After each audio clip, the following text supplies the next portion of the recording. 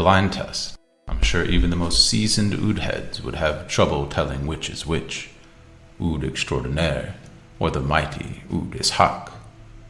There's an echo of Chiara Côté that just shouldn't be here, but is.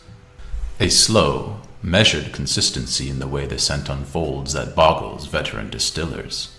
How did you?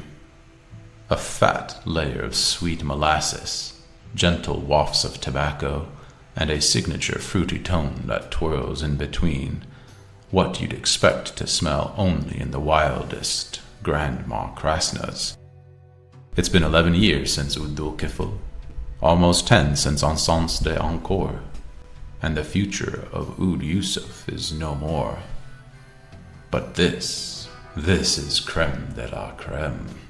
The oil itself is honey thick, which boosts longevity because it lets the scent linger on the skin longer than less viscous ouds. It also intensifies the woody base and sharpens the strong incense heart notes already imbued with a darker shade of peach plum that gushes into contrast of cherry tobacco and a playful citrus-infused sencha. A soft chord of rose petals underneath. It all lets you in on the caliber oud you're smelling. Oud Extraordinaire is 1 in 1,000 bottle of oud. It's what all oud wants to be, organic and wild, but doesn't put in the time to become.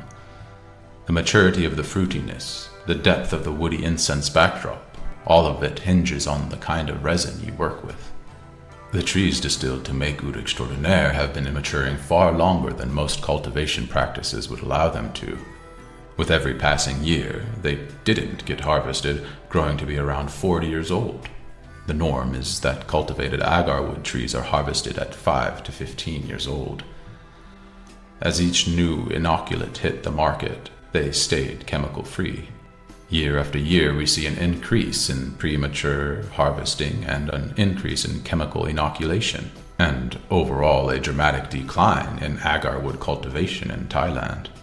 The Bangkok market is flooded with cheap ouds, with quality to match, and former agar-wood farmers are harvesting their new durian, or pressing palm oil, instead of growing new aquiladias.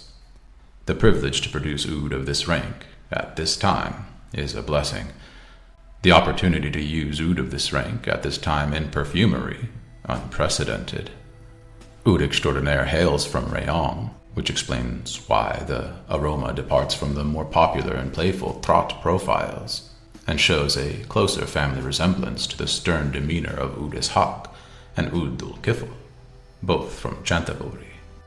Even the oldest Rayong trees reach only about 20 years of age and were likely inoculated barely 2 years prior to harvest. Our unique distillation style that produces thicker ouds without sunning them for 6 months straight, combined with Rayong's unique terroir, and the fact that the trees grew 3 to 4 times, decades longer than the norm, and that we distilled Kyen exclusively, means that you not only get the highest class organic oud oil around, but a smell that packs a unique umami-rich punch. I'm releasing Oud Extraordinaire to back up the claims I make about the quality ingredients I use, and for you to smell firsthand the class of components that go into EO parfums. The crisp, woody undertones, the thick viscosity, the binding power, the maturity of the resin and the trees themselves. Everything about this oud makes it an ingredient to die for. As for wearing it neat, it's difficult to imagine how oud can get any better. It stands right next to Satori Kensho, and even the legendary Oud Yaqub. Oud Extraordinaire, Rayong 2020, by Ansar Oud.